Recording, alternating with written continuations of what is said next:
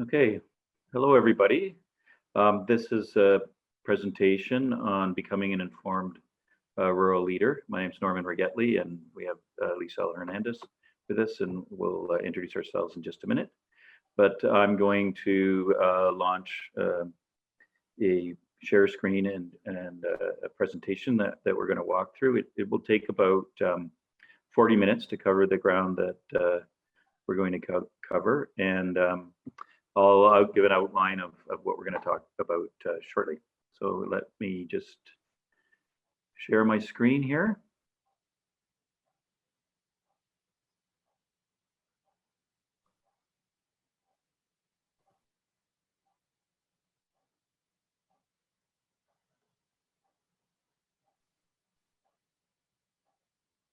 And let me just get it into slideshow view. So I'll just confirm that you're seeing that properly. Yeah. Yes. Okay, so becoming an informed rural leader. The subject of our talk with you, our time with you, is to really introduce you to information resources that we have at the Rural Ontario Institute, and how you can use them, to become an informed rural leader, and perhaps a more effective rural leader if you're already in the sphere. So I just want to be clear, though, that most of what we're talking about is connected to rural community development. So it's as a rural community development leader, rather than, say, for example, running a rural business or being an agent of organizational change in a rural serving organization. This is more about leadership within the context of community development. So if that's for you, we'll be able to share what we have available for you over the next 40 minutes or so. So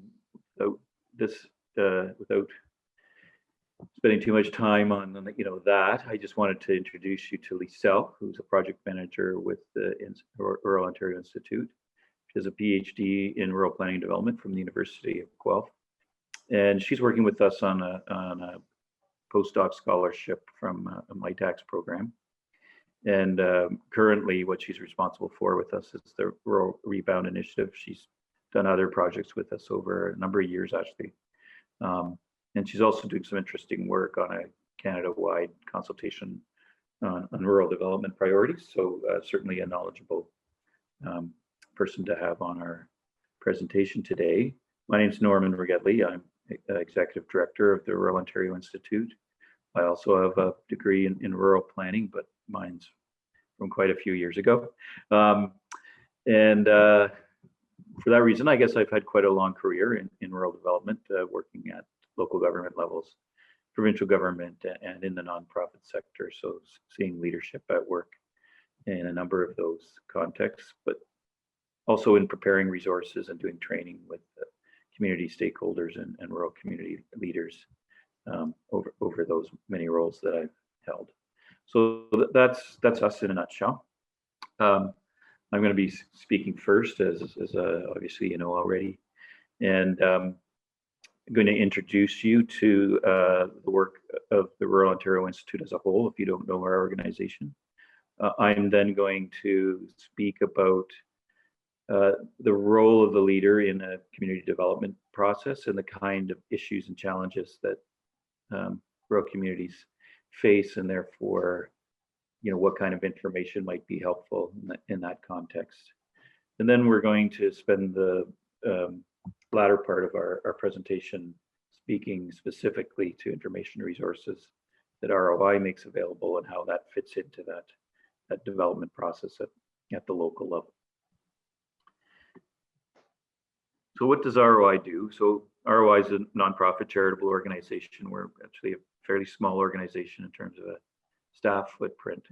And we have a pretty broad mandate. We do two streams of work. One is about connecting rural stakeholders and facilitating collaboration.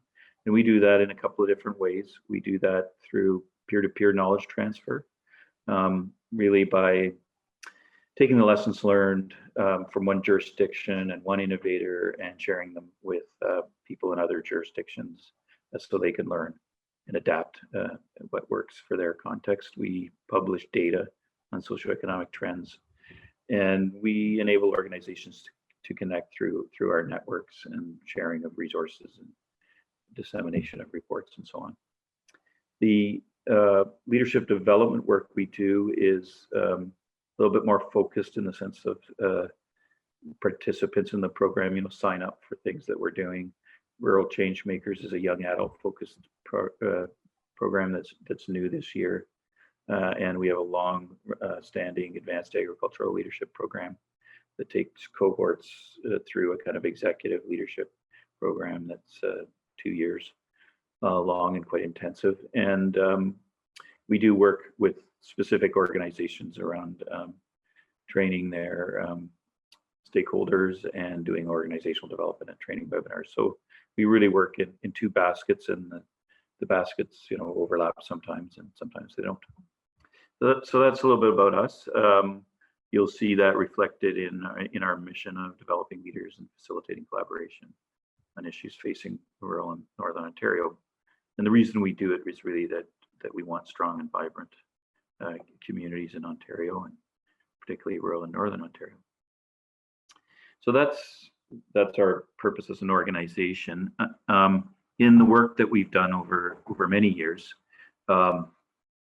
we have discovered that most rural challenges are persistent and they are complex, wicked type problems. And I'm going to describe what I mean by that in short order. The graphic on the left there really is a demographic chart that spans 1997 to 2017, so 2 decades. And the reason I've chosen that graphic is it really shows how long term some of these problems are. And this one is that the little red bars at the bottom are the number of the new immigrants arriving in Ontario that choose to settle in outside our big major urban centers. And you can see that for decades now, it's been consistently a very small factor. And that's important because rural communities often have outmigration, and if there's not newcomers coming in, we're seeing stagnant populations in many areas of rural Ontario. So often the problems we have and the problems that rural leaders are trying to help their communities solve are persistent, and they'll outlast any one council or any one government. So it's often a kind of problem that people need to be working together for a long time on. The other factor is that they're often complex, wicked type problems. And let me just get a little bit deeper into that. This is a graphic that explains the difference between what's a complex, wicked problem versus a simple problem. And it's not to minimize the fact that simple problems aren't worth solving and resolving, and we do it collectively as a society all the time. But they're essentially, knowable problems that, building a bridge, our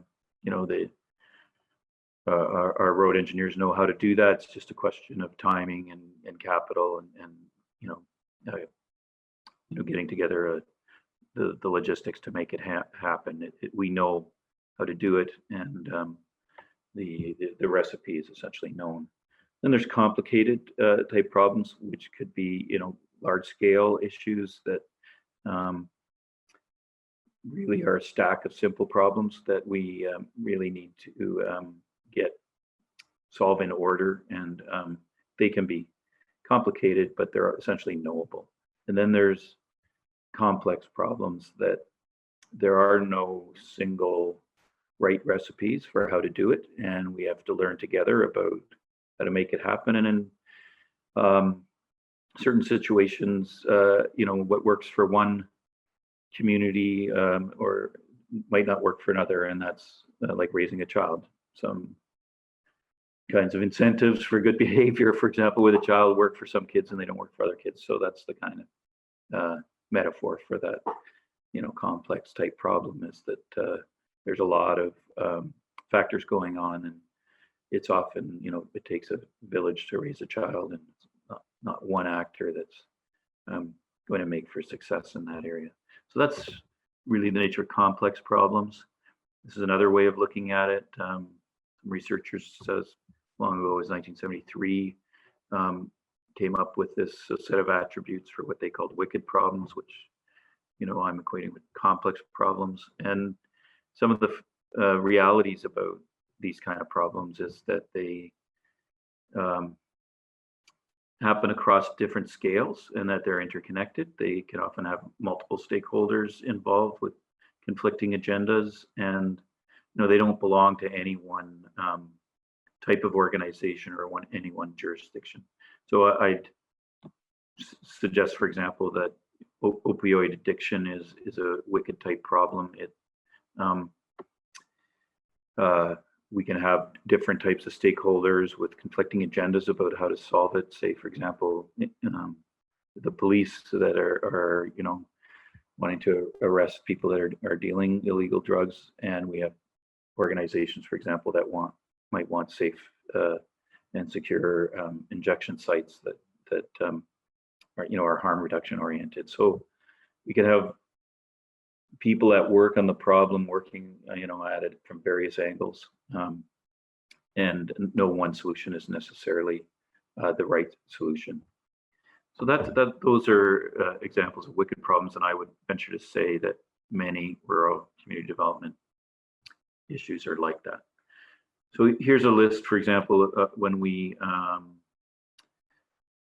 surveyed rural municipal councillors back in 2016, this was the top 20 list.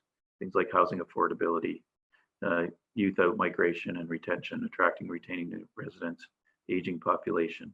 Those are all interconnected problems, and they present differently in different places, and there's multiple ways to sort of tackle the issue. You can build lots of services for an aging population, and you can also work very hard at immigrant retention, for example, or attraction. So complex issues that show up in our rural community development context in Ontario. This, 2 years later, the top 20 list looks a little bit different in the order, but many of the same issues are on it. Youth employment, underemployment. Whoops, let's just go back there. Long-term care facilities was a reflection of the aging population, services for an aging population. So they're persistent. They, the priorities might change a little bit, but addictions or mental illness showed up there, poverty or income disparity. These are the kinds of issues that are long-term, persistent, complex problems. So if that's the case, and you accept the premise that rural leaders and informed rural leaders are at work trying to deal with these kinds of situations, what does that tell us about the kind of information they need? So we do know that complex wicked problems demand collaboration. There is no silver bullet. You're going to need leadership that is aware of multiple perspectives, that's open to new ideas and bringing new ideas into the local conversation, and that's open to experiment and innovation, since we don't know exactly what's going to work. And it's also the role of that community leader to engage other stakeholders, because no one institution is going to solve the problem working alone. So that becomes then an important part of the dynamic is how to use information and to inform a dialogue that has many stakeholders in it. So before we leave the context, I'll just say one other thing about what we know about rural problems and about rural success as well.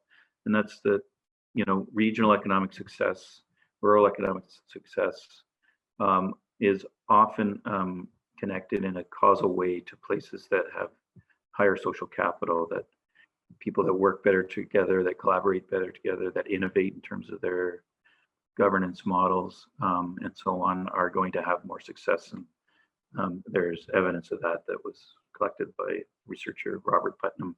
You might know him better as the author of Bowling Alone. So he's been studying these phenomena in society for quite some time.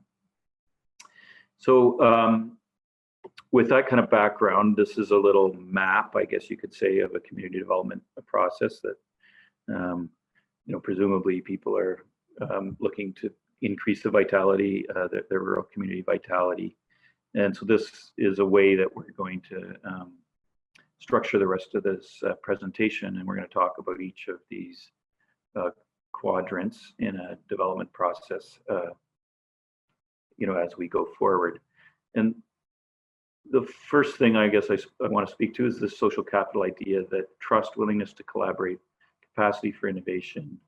That's an important starting point for all of this. It's what helps people come together and be willing to work together. And that leads to processes that respond to community issues in this quadrant of civic engagement, that planning processes that set priorities and identify which issues people collectively want to work on. And then also sort of reinforces quality of leadership, because you're bringing new people into the process that can learn from each other. And that leads to successful initiatives, to projects that people believe in and can get behind, that they can volunteer for or throw resources at if they have them to share. And those projects often feature partnerships and produce public benefits, and that's what leads to outcomes that improve your community. And we can measure that in a variety of ways. We have soft measures of that, hard measures of that, and that is kind of a virtuous cycle, because where you have a place with better community well-being, people have time to get together, work together. Success breeds trust and more willingness to collaborate. So we're strengthening the development cycle. So I would argue that that's the sort of theory of rural community development, if you like, and that at each of these kind of stages, different types of information are of help. So that's what we're going to talk about now. So in that social capital sort of phase of things, if you like, where people need to share or build a shared understanding of trends. And I think in this case, an informed leader wants to bring credible data to that context, because it's the shared understanding of trends that helps develop conversations where people are willing to work on what's important in that community at that time. So let me just speak to some of the resources that you could use to inform that stage in the process. And we publish data in a format we call fact sheets. The series of fact sheets it's called Focus on Rural Ontario. And I think since 2013 or so, we've maybe published 130, 140 of these. And we take a discrete topic, explain what's happening in terms of the most recent statistics, highlight the sort of top level bullet findings, so that decision makers and people that aren't really interested in pouring through tables and charts can get the high level story. But for those people that want deeper evidence of what's happening, they can probe into that. And we really have quite a bit of supplementary data as well, and it's, I think, very important for people to understand what makes their community unique and different, and what makes them the same, or what broader trends in society are impacting the local environment, because it really does help clarify what things you can tackle locally versus what things might be outside the ability of the local community to really fundamentally change. So that's an important part of that first stage, is understanding the trends and conditions in your community. We have data that can help you do that and help you share that information with others in your community. So next, I want to talk a little bit about the priority setting stage, really, where you're doing action planning. You know, what is it that we're going to work on? And from our perspective at the Institute, we believe it's really important for informed leaders to be utilizing new ideas to get that dialogue going, to be able to engage diverse players and to start developing, you know, some shared focus.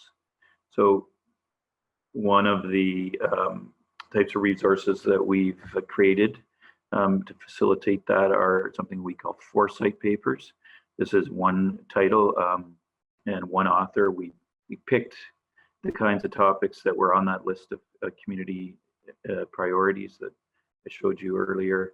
And then we recruited an expert to look at what was happening in that area and what were some of the promising directions that would help people potentially, you know, tackle the problem. So here's, for example, the 6 Foresight Papers we published in 2019.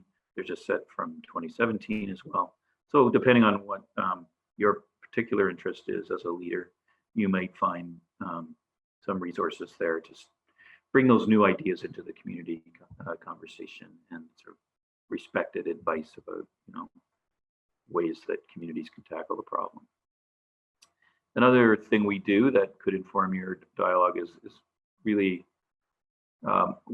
we create a platform for other rural leaders to share their perspectives. So this happens to be a blog from quite some time ago, but it's illustrative in the sense that it's from a, you know, medical officer of health that was retiring at the time from Grey Bruce, and in this blog she's talking about how a provincial initiative to change the public health unit funding formula might be a disservice to rural areas. So I think, you know, that's something that's very important for a rural leader, is to inform themselves about, you know, policy issues that might be at play in society broadly, but might be impacting rural places differently. So our website and this blog is one way that you can get that rural perspective from others working in the field. It's another way that we try to connect rural stakeholders together. The other type of information, very different than, you know, sort of those expert papers and so on, is just good ideas about how to do engagement. And this is a project where we had youth internships who were doing youth engagement work in 10 different communities, 10 different community partners, municipalities and local organizations across rural Ontario. And we connected them so that they could swap ideas, share ideas, develop their own strategies, and then share what worked with each other. So that project really strengthened our knowledge of, you know, youth engagement strategies that work. So that if that's something that you as a leader want to inform yourself about, there's resources we have from these types of processes that can help you do the engagement work that you might need to do at your community level. So that's my 2 parts of the quadrant. Lissel's gonna take over from here and share some of the resources that we have available for these stages of this community development cycle. So I will move the slides along. Lissel, if you tell me when to do it. Thank you, Norm. So let's talk now about the 3rd quadrant. For project options and program development, informed leaders need practical examples that provide solutions they can adapt to their own context. Next, please. This is what place-based solutions means. In rural areas, the particularities of each community have a great influence in the type of solutions needed. The issues or challenges might be similar, for example, transportation, immigration, economic development, or youth engagement, but the solutions to address these issues need to be tailored according to the specific context of each region or each community. Next, please. ROI has partnered with several organizations to develop case studies and webinars where rural stakeholders can find ideas and recommendations on how to address different issues. Here are some examples of case studies on young entrepreneurship, repurposing space, and ecosystem building. Next, please. ROI also developed demonstration projects to mobilizing community action with a focus on topics such as health, social isolation, and food insecurity. Next, please. Another example of this type of resources is the Rural Rebound Initiative, where ROI is collecting and sharing stories of innovation, adaptation, and recovery from COVID-19. Some of these stories evolved into case studies, which are virtual interviews where the stakeholders involved in each case share their learnings and recommendations. There is also a webinar where expert speakers discuss issues influencing the future of labor force in rural Ontario, including COVID-19. The interviews and webinar are posted on ROI website. So if you are interested in these case studies, you can go and watch the interviews or the webinar in our website. Next, please. ROI also organizes forums to discuss topics that rural stakeholders are interested in, such as this one on community wealth transfer. In these forums, we invite policy analysts and policy development specialists to start the conversation, and then the participants have the opportunity to get together in small group discussions for peer-to-peer learning. Next, please. Our website offers different resources to learn more about case studies, such as these written reports that you are seeing right now, and they are also on our website. You can access them there. Next, please. We also have visual resources such as videos, webinars, and presentations. As I mentioned it before, all these ideas, learnings, and recommendations cannot be applied directly in other rural communities. They are examples that need to be adapted to each individual context. Next, please. Now for the fourth quadrant. Informed leaders can help to measuring local well-being, and ROI also has some resources to help you to do this. Next. ROI has resources for benchmarking rural community well-being using certain indicators such as the ones from the Canadian Index of Well-being. Another example of these kind of indicators are the ones from the vital signs used by community foundations of Canada. Next, please. When looking for indicators and statistic information for rural areas, the issue is not so much the lack of information, but the fact that we don't know where or how to find it. This is why ROI developed this guide to local data sources. The intention of this guide is to help users find out what Stats Canada data sets are available at community level. Next, please. Here we have, once again, the focus on rural Ontario fact sheets. Norma already spoke about them, but they are also important in this stage. This is because they present relevant and up-to-date trends. They also have tables, charts, and other important information in the form of summary of key points that are very easy to read and to understand. And they are also, all the fact sheets are published in our website, and you can easily access them, and you can look for the topics that you are interested in. And this is a really valuable resource that ROI has. Next, please. And then back to you, Norm. Okay, thank you, Lissel. Yeah, so this is kind of a closing slide where I'm just going to speak a little bit about finding resources on our website. It's not always easy, but we have tried to put them all in one place. So that we call that the Knowledge Center. So if you go to our website at www.ruralontarioinstitute.ca, right at the top bar on the the main menu is something called the Knowledge Center, and it drops down into this set of categories here on the right. So we talked about rural rebound resources, focus on rural Ontario, the fact sheets, the 12 Foresight Papers by expert authors, info briefs on things like that, community wealth forum are there.